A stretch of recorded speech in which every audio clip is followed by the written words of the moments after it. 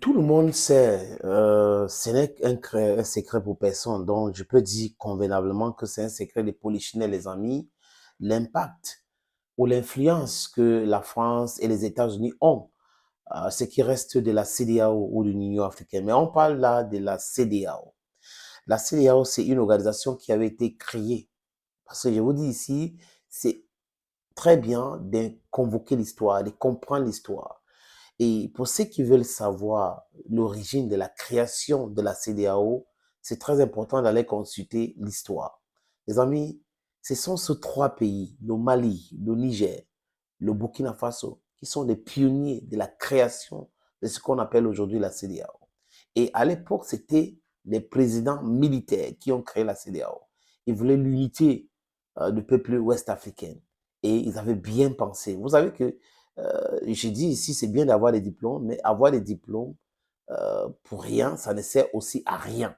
Parce que ceux qui sont là aujourd'hui disent ils sont passés par l'université, ils sont des docteurs, ils sont ceci. D'autres ont fait leur thèse en doctorat, en quoi comment maintenir l'Afrique dans le sous-développement. Donc, Fonds monétaire international. D'autres sont passés à l'école, l'université pour apprendre l'autre, mais donc comment diriger des colonies. Donc, ils sont là présidents aujourd'hui, on voit ce qu'ils sont en train de faire.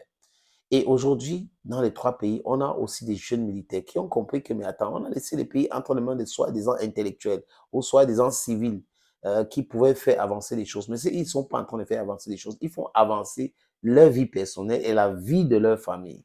Et des gens nous disent ici qu'il faut toujours accepter cela. Et ils vont nous pomper les oreilles à longueur de journée. Élections, et c'est une très bonne chose, les élections, les amis. Mais si on constate que ces élections ne viennent pas solutionner mais plutôt vient aggraver les problèmes que nous avons, nous devons réfléchir 1000 fois avant d'organiser ces élections-là. Et surtout quand c'est l'Occident qui est en train de nous presser pour faire cela, nous devons comprendre que cet Occident, d'abord, un, a infiltré la classe politique, cet Occident, deux, a en train de financer la classe politique et a donné les privilèges à ces gens-là. Non, peu importe qui va venir, les amis, ils vont faire exactement la même chose, replonger l'Afrique dans la souffrance perpétuelle. Ils s'en foutent quand ils peuvent avoir les jets privés, les avions, les privilèges dans la vente de pétrole, patatri patatra. C'est ce qui les intéresse en premier chef, les amis. Et nous autres, nous le peuple, en majorité, nous disons non à cela. Nous voulons des vrais enfants d'Afrique, des enfants qui pensent le développement, l'indépendance, la souveraineté de l'Afrique. C'est ce que nous voulons aujourd'hui. Donc, à bas l'impérialisme. J'ai dit à bas l'impérialisme. Donc, il n'y a pas de négociation possible avec l'impérialisme, mes amis. L'impérialisme doit enlever ses grippes sur nous ou on doit arracher les grippes de l'impérialisme sur nous. Si l'impérialisme veut qu'on négocie son départ, c'est une bonne chose. Mais si l'impérialisme veut nous imposer sa vision, sa façon de faire et penser que nous allons accepter parce qu'ils ont des subterfuges, c'est mal connaître la jeunesse africaine d'aujourd'hui, les amis. This is your Mamenda man. This is your Ekona man. This is your Ngi man. Hey, hey, Pakore man, and proudly so anglophone. Je vais vous donner ce petit détail qui a échappé certainement à la France et aux États-Unis. C'est la superficie de la Confédération des États du Sahel, ancien Alliance des États du Sahel. Ils ont une superficie de 2,7 millions, à peu près 8 millions, 2,8 millions de kilomètres carrés.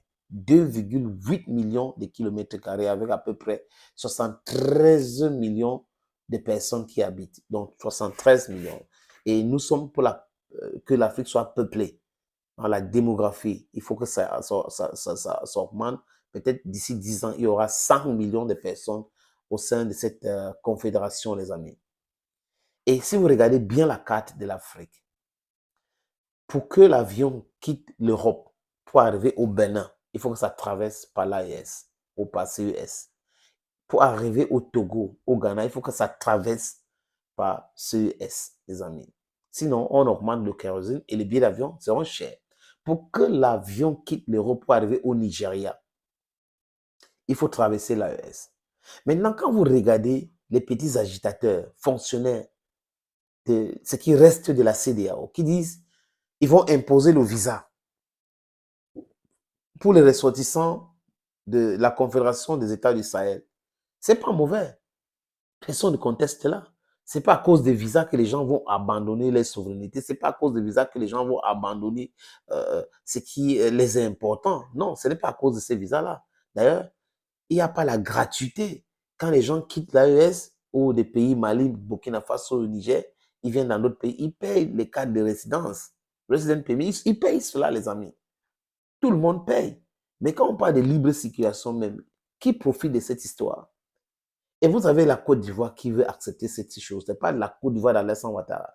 C'est une stupidité à l'une de notre part. Je ne sais pas comment les politiciens peuvent être, c'est-à-dire qu'ils peuvent souffrir d'une cécité analytique comme ça.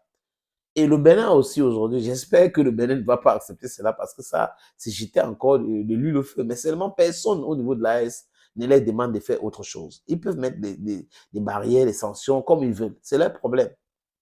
Mais il ne faut pas qu'ils oublient qu'il y a la réciprocité.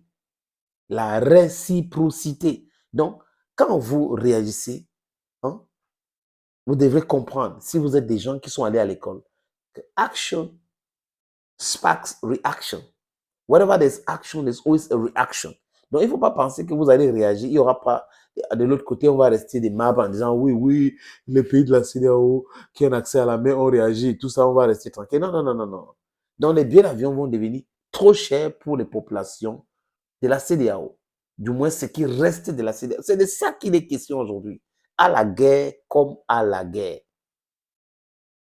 À la guerre comme à la guerre. Quand vous quittez d'un point X, vous allez à un point Y. Une chose aussi que ces gens-là devraient comprendre, c'est-à-dire qu'on n'est pas dupe. On a vu les images de Molifé au dernier sommet extraordinaire de la CEDEAO avec le docteur Touré. Voilà des gens qui pensent que les Africains sont tellement dupes et qu'ils peuvent avoir des images pareilles et on ne va pas comprendre. On sait aujourd'hui que cette sanction de soi-disant interdiction de visa ou introduction de visa pour les ressortissants de pays de l'AES ou de CUS avec les autres, ce qui reste de la CEDEAO, a été une création ou une proposition de la France. La France a incité les pays de l'AES, des pays de la CEDEAO de le faire. Les États-Unis ont incité par leur présence, parce qu'on a vu Molifé là-bas. C'est donc qui est allé avec cette condescendance légendaire pour essayer d'imposer les choses au Niger et que le Niger lui a envoyé balader. Elle a été envoyée balader par le Niger. Elle était présente à Abuja.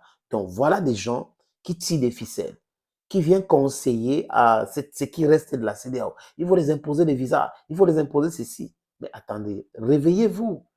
Le peuple de CES ou de l'AES ne vous a pas demandé qu'avoir payé des visas pour aller dans un pays, c'est un problème pour eux. Mais ce qui est étonnant aujourd'hui, c'est de voir des gens qui prétendent être des panafricains, des corrompus comme ça au sein de ce qui reste de la CEDEAO, qui imposent des visas. C'est-à-dire que, alors que de l'autre côté, les Américains entre eux et le Canada, il n'y a pas de visa. Les Européens entre eux, il n'y a pas de visa. Mais les gens qui n'ont pas de visa entre eux viennent vous dire qu'il faut imposer des visas et vous acceptez cela. Vous pensez que vous êtes en train de sanctionner qui? Je parle des trois pays qui comptent à peu près 3 millions de kilomètres carrés.